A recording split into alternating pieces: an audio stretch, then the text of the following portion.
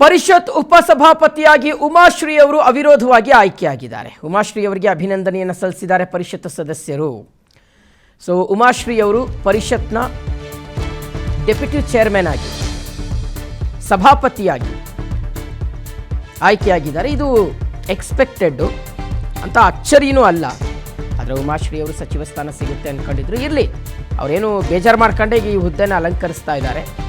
BJP ಮತ್ತು ಜೆಡಿಎಸ್ನಿಂದ ಯಾವುದೇ ಅಭ್ಯರ್ಥಿಯನ್ನು ಹಾಕಿರಲಿಲ್ಲ. ಸೊ ಹಾಗಾಗಿ ಅವಿರೋಧವಾಗಿ ಆಯ್ಕೆಯಾಗಿದ್ದಾರೆ. ಓಕೆ, ಖುಷಿಯಾಗೆ ಉಮಾಶ್ರೀ ಅವರು ಬಹಳ ಖುಷಿಯಾಗಿ ಹೆಜ್ಜೆ ಹಾಕ್ತಿದ್ದಾರೆ.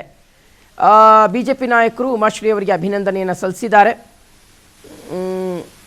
ಪರಿಷತ್ನ ಆಡಳಿತಾರೂಢ ಪಕ್ಷದ ನಾಯಕರಾಗಿರುವಂತಹ ಯತೀಂದ್ರ ಸಿದ್ದರಾಮಯ್ಯ ಅವರು ಉಮಾಶ್ರೀ ಅವರನ್ನು ಉಪಸಭಾಪತಿ ಕುರ್ಚಿಗೆ ಕರ್ಕೊಂಬಂದು ಕೂರಿಸ್ತಾ ಇರ್ತಕ್ಕಂಥ ದೃಶ್ಯಗಳು. ಈ ಸಂದರ್ಭದಲ್ಲಿ ಬಿಜೆಪಿಯ ಪರಿಷತ್ ಸದಸ್ಯರು ಎಲ್ಲರೂ ಕೂಡ ಅಭಿನಂದಿಸ್ತಾ ಇದ್ದಾರೆ. ಸಲೀಂ ಅಹಮದ್ ಅವರಿದ್ದಾರೆ ಸಭಾಪತಿಗಳು, ಅವರು ಸಹ ಹೊಸದಾಗಿ ಆಯ್ಕೆಯಾಗಿರ್ತಕ್ಕಂಥವ್ರೆ.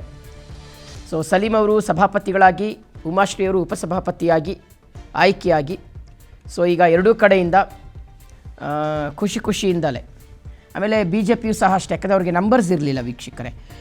ಇನ್ಫ್ಯಾಕ್ಟ್ ಹೇಳಬೇಕು ಅಂದರೆ ಬಿ ಜೆ ಪಿ ಕ್ಯಾಂಡಿಡೇಟ್ ಹಾಕಿತ್ತು ಯಾವ ವಿಚಾರದಲ್ಲಿ, ಸಭಾಪತಿ ಎಲೆಕ್ಷನ್ ಟೈಮ್ನಲ್ಲಿ ಸಲೀಂ ಅಹಮದ್ ಅವರ ವಿರುದ್ಧ ಕ್ಯಾಂಡಿಡೇಟ್ ಹಾಕಿದ್ರು ಬಿ ಜೆ ಪಿಯವರು, ಜೆ ಡಿ ಎಸ್ನವ್ರು ಸೇರ್ಕೊಂಡು.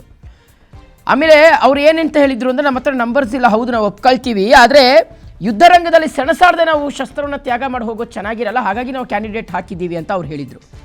ಆದರೆ ಉಪಸಭಾಪತಿ ವಿಚಾರದಲ್ಲಿ ಹಂಗೆ ಮಾಡಿಲ್ಲ. ಸೊ ಎಲೆಕ್ಷನ್ನೇ ನಡೆದಿಲ್ಲ, ಅವಿರೋಧವಾಗಿ